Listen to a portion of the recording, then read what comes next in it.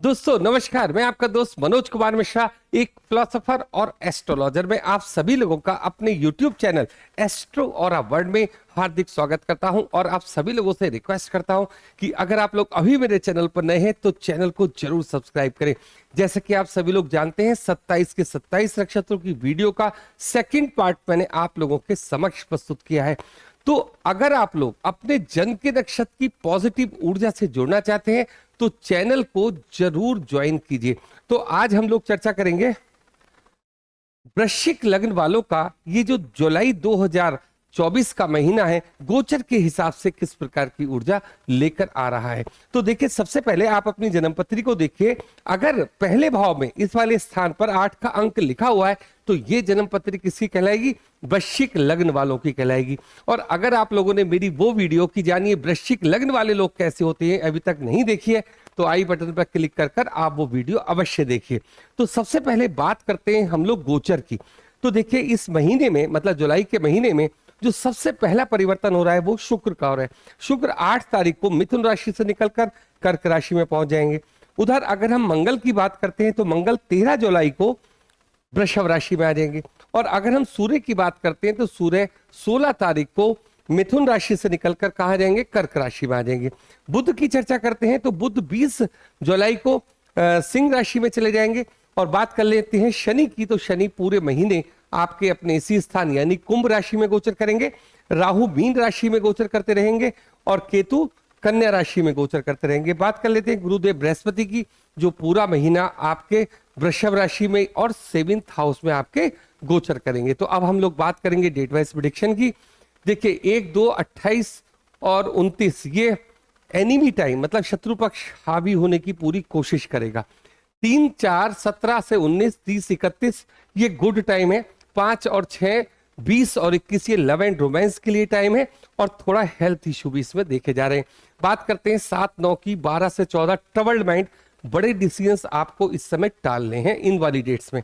बात करते हैं 10 और 11 की, बिजनेस टाइम है। 15 से लेकर 16 तक खर्चे वाला समय है। 22 और 23 नो आर्ग्यूमेंट्स विद ब्रदर, अपने छोटे भाई बहनों से थोड़ा आर्ग्यूमेंट से हमें बचना है। बात कर लेते हैं 24 से 27 की, ये चिल्ड्रन टाइम है। तो देखिए ये हो गई बात। अब हम लोग आते हैं लौटकर अपनी कुंडली पर, जो कि किसके हिसाब से बनती है? गोचर के हिसाब से बनती है। तो सबसे पहले स्टार्ट कहां से करते हैं? लग्नेश से। लग्नेश कौन से हैं? लग्नेश कौन है? हमारे मंगल। और उनको दूसरा भाव कौन सा? उनको मिलता है छठा भाव। इस समय लग्नेश का संबंध 6 हाउस से बना है। ये एक बहुत अच्छी बात है। मतलब अगर आपके जीवन में इस समय संघर्ष चल रहा है, जो शत्रु पक्ष हमारी तरफ, मैंने आपको बोला है ना ये वाला टाइप, तो जो हावी होने की कोशिश करता है, तो देखिए मंगल का काम क्या होता है? मंगल का काम ये था कि सबसे पहले शत्रु को सामने लाना और उसके बाद उसका दमन कर देना। दूसरी बात ये उन लोगों के लिए बहुत अच्छा है जो 6 हाउस में मंगल का गोचर इस समय, कि जो लोग इस समय नौकरी की तलाश कर रहे हैं, जिनको अभी जॉब नहीं मिली है, तो आप ये समझिए कि जब तक मंगल का गोचर यहाँ चलता रहेगा, आप अगर इसका प्रयास कर रहे हैं तो आपको जॉब मिल जाएगी। मतलब 13 तारीख तक की बातचीत बहुत इंपॉर्टेंट है। दूसरी बात, जब लग्नेश का संबंध 6 हाउस से होता है तो इस समय व्यक्ति को अपने खान पान के ऊपर भी थोड़ा सा रख रखाव या ये समझ लीजिए ध्यान देने की जरूरत है। आप ऐसे भी कोई चीज नहीं खाएंगे जिससे आपको पता चल जाए कि ब्लड प्रेशर बढ़ गया या कुछ इस तरीके की शिकायत हो गई। क्यों? मंगल है हमारी ऊर्जा। गर्मी का टाइम चल रहा है और अगर हम ज्यादा गर्म चीजों का इस्तेमाल करते हैं तो उसमें क्या होता है कि 6 हाउस से संबंधित थोड़ी सी परेशानियां हमें देखने को मिल जाती हैं। इसलिए इस समय आपको क्या है, रूटीन से चलना है, सिस्टमेटिक ढंग से चलना है। थोड़ा सा व्यायाम वगैरह भी जब 6 हाउस में आता है तो व्यक्ति को करना चाहिए। तो ये चीजें आपको लग्नेश से पता चलती हैं। अब हम लोग बात करते हैं सेकंड हाउस। सेकंड हाउस हमारे उस पैसे का है जो हम एफडी के फॉर्म में रखते हैं, बचत के रूप में रखते हैं। अब इसका मालिक कौन है? इसका मालिक है गुरुदेव बृहस्पति और 5वें हाउस का मालिक है, बैठे का है 7th हाउस में बैठे। ये एक बहुत अच्छा समय है आपके किसके लिए? बचत वाली चीज के लिए। अगर आप कोई भी बिजनेस करते हैं, किसी भी सर्विस में हैं, तो आपने पिछले समय से ये देखा होगा कि आपकी बचत का हिस्सा बहुत अच्छे लेवल पर नहीं जा रहा। इस महीने आप इस बात का परिवर्तन देखोगे कि जो भी चीज आप कमा रहे हो, आपके मन में स्वाभाविक रूप से ये बातचीत आएगी कि चलो मेरे पास ये 20,000 रुपए बचे हैं, या तो इसके मैं शेयर खरीद लूं या इसकी एफडी कर दूं। तो ये जो चीज आप देखोगे, ये जो परिवर्तन आप देखोगे अपने अंदर, आपको ये समझना है कि इसका हमें कहीं ना कहीं थोड़े से लंबे समय के लिए इन्वेस्ट कर देना है। कोई भी पैसा ऐसा हमें अपने हाथ में नहीं लेके चलना है या अकाउंट में नहीं पड़े रहने देना जिसका अभी कोई उपयोग नहीं है। मेरा कहने का मतलब है, अगर हमारे अकाउंट में 50,000 रुपए भी एक्स्ट्रा हैं, एक्स्ट्रा का मतलब जिसमें अभी आप कहीं कुछ नहीं करने जा रहे हैं, तो उसको कहीं ना कहीं अच्छी जगह पर इन्वेस्ट कर दीजिए, जिससे आपको उसके अगेंस्ट रिटर्न भी मिले आगे चल के। तो ये एक अच्छा समय है आपके इन्वेस्टमेंट का। और सेकेंड हाउस हमारा किस चीज का होता है? लॉन्ग टर्म शेयर खरीदने वाला भी हाउस है, मतलब जहां हम बचत करके चलते हैं। अब हम बात करेंगे आपसे थर्ड हाउस की। मालिक कौन है? शनि। बैठे कहां पे हैं? फोर्थ हाउस में बैठे हैं शनि। अभी थोड़ी देर के बाद आप देखोगे कि ये जो आपका थर्ड हाउस है, ये इफेक्टेड किससे होगा? अभी जब मैं गुरुदेव बृहस्पति की दृष्टि से बात करूंगा तो उनकी नवी दृष्टि हमारे थर्ड हाउस में जाएगी। कहने का मेरा मतलब सिर्फ आपसे यह है कि अगर आप लोग किसी भी तरीके से थर्ड हाउस से संबंधित बिजनेस से या सर्विस से कोई भी काम करना चाहते हो, तो यहां पर आपके कार्य की सिद्धि होने का मतलब कार्य की पूर्ति होने का समय है। गुरुदेव बृहस्पति की दृष्टि के कारण इनकी नवी दृष्टि थर्ड हाउस पे जा रही है। इसका मतलब यह है कि अगर हम एक लॉयर है, या हम एक अच्छे वकील बनना चाहते हैं, या फिर हम छोटी मोटी यात्राओं से पैसा कमाना चाहते वाले लोग हैं, ऑनलाइन कोई वर्क करने वाले लोग हैं, तो ये एक अच्छा समय है अपने को पब्लिक के सामने रिप्रेजेंट करने के लिए। अब हम लोग बात करेंगे फोर्थ हाउस की। फोर्थ हाउस में शनिदेव अभी चलते रहेंगे। फोर्थ हाउस हमारा किस चीज का होता है? भौतिक सुख साधनों का होता है, हमारा चौथा घर। भौतिक सुख साधनों के हाउस में शनिदेव का बैठना इस चीज का सूचक है कि जो भी चीज इस समय आप प्लान कर रहे हो खरीदने की, क्या चीज? गाड़ी खरीदना चाहते हैं आप, किसी मतलब किसी मकान को, बने बनाए मकान को अगर आप खरीदना चाहते हैं, तो ये समय आपके लिए बहुत उपयुक्त माना जा रहा है। वो अगर हम फिफ्थ हाउस की चर्चा करते हैं, फिफ्थ हाउस किस चीज का होता है? हमारी इच्छाओं का होता है, पढ़ाई का होता है, इसके अतिरिक्त हमारे बच्चों का हाउस भी होता है। मालिक कौन है?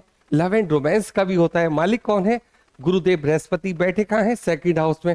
और उस हाउस में कौन बैठा है? राहु बैठा है। दो चीजें आप समझिए कि अगर आप देखिए, राहु नक्षत्र भी परिवर्तित कर लेंगे, वो वीडियो सेपरेट में आपको दूंगा। सबसे पहले तो आप ये समझ के चलिए कि फिफ्थ हाउस में बैठा हुआ राहु क्या करते हैं आपके लिए? आप जिस चीज के मास्टर हो, मतलब जिसमें आपने एजुकेशन ली है, और अब आप जिस फील्ड के मास्टर हो, दो चीजों का अंतर होता है। कभी कभी व्यक्ति एजुकेशन किसी और चीज की लेता है और बिजनेस किसी और चीज का शुरू कर देता है। तो जब भी राहु फिफ्थ हाउस में आता है, तो आपके अंदर कुछ ऐसे टैलेंट्स जो हैं जिनको आप लोगों के समक्ष लाना चाहते हो, आपको पूरी आजादी देता है। दूसरी बात, ये हमारे बच्चों का हाउस भी है। तो सबसे पहले तो आप ये समझिए कि जब राहु फिफ्थ हाउस में होंगे तो उनका ब्रेन किस तरीके से काम करेगा? लीग से हटकर काम करने वाले आपके इस समय बच्चे होंगे। जो भी वो सोच रहे हैं, जो भी वो करना चाहते हैं, उनके अंदर ये पूरा एनर्जी भर देगा कि जो उनका डिसीजन है वो ठीक है। इस वजह से आपको इस समय ज्यादा इंटरफेयर करने की उनके डिसीजंस में आवश्यकता नहीं है, पहली बात। दूसरी बात, इस घर का मालिक सेवेंथ हाउस में बैठा है। तो देखिए, अगर मान लीजिए आपके समक्ष कोई, जैसे आपका बेटा है, तो ये वो आपसे बोलता है कि भाई ये लड़की मुझे बहुत पसंद है, तो आपको केवल क्या करना है? उस रिश्ते को या उसको वॉच करना है। उसके बाद आप बोलोगे ये ठीक है या गलत है। क्योंकि इस समय जो राहु है ना, थोड़ा सा भ्रम जाल भी आपके बच्चों के सामने रखेगा। तो भ्रम जाल को आप क्या करोगे? उसकी तहकीकात करोगे, मतलब थोड़ा खोजबीन करोगे कि हाँ, जिस लड़की के लिए बोल रहा है शादी करने के लिए, ये इसके लिए उपयुक्त है या नहीं। मतलब उसको बिना बताए आपको ये काम करना पड़ेगा। और अगर आप केवल बिना किसी बात के, बिना किसी प्रमाण के उससे बात करोगे कि नहीं ठीक है, ये लड़की आपके लिए अच्छी नहीं है, तो वो आपकी बात को इग्नोर कर देगा। ये मेरा आपसे यहाँ कहने का मतलब है। अब हम लोग बात करते हैं सिक्स हाउस की। देखिए, सिक्स हाउस में मंगल है। मंगल कौन है? हमारा लग्नेश है। लग्नेश का संबंध जब सिक्स हाउस से होता है, तो पहली बात तो आपको जोश ही आता है कि मुझे योग करना है, व्यायाम करना है, इस तरीके की बात। इसके अतिरिक्त रोग ऋण शत्रु का हाउस भी है। अगर हम किसी बिजनेस के लिए लोन लेने जा रहे हैं, हमें लोन तुरंत मिल जाएगा, लेकिन आपको एक चीज और समझनी है कि हमें लोन उतना ही लेना है जितना हम आगे चल के उसका पेमेंट कर दें। क्योंकि ये ग्रह तो आते हैं, काम करा के चले जाते हैं, लेकिन उसके बाद परिणाम हमें भोगना पड़ता है। तो हमें अपने सिस्टमेटिक ढंग से ही किसी लोन को उठाना है, क्योंकि मंगल यहाँ पे हमें प्रमोट करेगा लोन लेने के लिए, क्रेडिट कार्ड का यूज करने के लिए, या फिर मैं आपसे कहूं कि जो ऐसी एजेंसीज हैं जैसे गूगल हो गया, इस तरीके की चीजों से भी ये आप लोगों को लोन लेने के लिए बाध्य करेगा। तो मेरी आपको सबसे पहली सलाह ये रहेगी कि सबसे पहले आप खुद को देखो, क्या जरूरत है मुझे इस लोन की। अगर आपको लगता है कि हाँ भाई बिना इसके काम नहीं होगा, तो आप जा सकते हैं इसमें, लेकिन मेरा सजेशन आपसे ये रहेगा कि इस समय आपको लोन लेने से बचना ही चाहिए। अब हम लोग बात करेंगे आपके 7th हाउस की, जहां बैठे हैं गुरुदेव बृहस्पति। 7th हाउस हमारा स्पाउस का हाउस भी होता है, बिजनेस पार्टनर का हाउस भी होता है, डेली बेसिस की जो इनकम हम लोग करते हैं उसका भी होता है। गुरुदेव बृहस्पति शुक्र के घर में बैठे हैं, वैभवता लाएंगे, इसमें कोई दो राय नहीं। इनकी जो 5वीं दृष्टि है 1 2 3 4 5 हमारे लाभ भवन में पड़ती है। इसका मतलब क्या है कि अगर स्पाउस की कहीं जॉब लग रही है तो हम उसको प्रमोट करेंगे, तो खाते में चाहे उनके ही पैसा आए लेकिन हमारा भी प्रमोशन कहीं ना कहीं होता ही है। मतलब घर में डबल इनकम होने वाली बातचीत यहाँ दिखाई देती है। दूसरी बात, 7th हाउस से आपको देख रहे हैं, मतलब लग्न को देख रहे हैं, आपका मतलब लग्न को देखते हैं, उसको मजबूत करने का काम करते हैं। 9वीं दृष्टि से ये हमारे 3rd हाउस को देखते हैं। 3rd हाउस से संबंधित जितनी भी चीजें, जैसे पराक्रम का हाउस है, छोटे बहन भाइयों का हाउस है, तो जितना भी आप कोशिश कर सकते हो इस समय, जब तक गुरुदेव बृहस्पति आपके यहाँ पर बैठे हुए हैं, कोई भी प्रयास कीजिए। किसी भी नई बिजनेस को स्टार्ट करना है, किसी नई जॉब में जाना है, मंच पे खड़े होकर भाषण देना है, ये सारी चीजें, एक अच्छा लेख लिखना है, ये जो भी कुछ आप लिखने पढ़ने से संबंधित काम कर सकते हो, आप ये काम कीजिए और आपको इससे प्रॉफिट दिलाने का काम गुरुदेव बृहस्पति का है। अब हम लोग बात करते हैं आपके 8th हाउस की। 8th हाउस में सूर्य और शुक्र यहाँ बैठे हुए। देखिए, सूर्य मालिक है हमारे 10th हाउस के, और जो शुक्र हमारे मालिक है वो हमारे 7th हाउस के मालिक हैं और हमारे खर्चे वाले हाउस के मालिक हैं। अब 8 तारीख को यहां से इन दोनों की युति होगी। 8 तारीख से पहले पहले आपको एक बात समझनी है, जिसके साथ आप बिजनेस कर रहे हो या जिस फील्ड में, मतलब 10th हाउस अगर आप जॉब करते हो तो कोई ना कोई गिफ्ट अवश्य देते रहिए अपने बॉस को। मैं आपको एक ऐसी रेमेडी बता रहा हूं कि जिसको बड़े ध्यान से सुनिए, कि जहां पर हम काम करते हैं, जो हमारा बॉस है, उसको कुछ ना कुछ, जैसे कहते हैं ना, कुछ मीठा खाने के लिए दे दिया या कुछ उसके लिए गिफ्ट लेके चले गए, इससे हमारे संबंध बहुत अच्छे रहते हैं। क्यों? क्योंकि 8th हाउस में 10th हाउस के मालिक का 8th हाउस से संबंध बनाने का काम क्या होता है कि आपस में कहीं ना कहीं झगड़ा, विवाद, ये चीजें दिखाई देती हैं। अब जब तक यहाँ शुक्र है तो आप अपने बॉस को, जैसे जिसके साथ कोलीग हैं, बॉस हैं, तो उनके साथ अपना टिफिन शेयर कीजिए। मतलब आप खाने के लिए बैठे हैं तो जो भी कुछ चीज आप लेकर आए हो, आप उनसे भी बोलो कि देखो मैं आज आप सब लोगों के लिए मिठाई लेकर आया हूं, चलिए आप लोग खा सकते हैं। जैसे अपने साथ काफी सारे लोग होते हैं,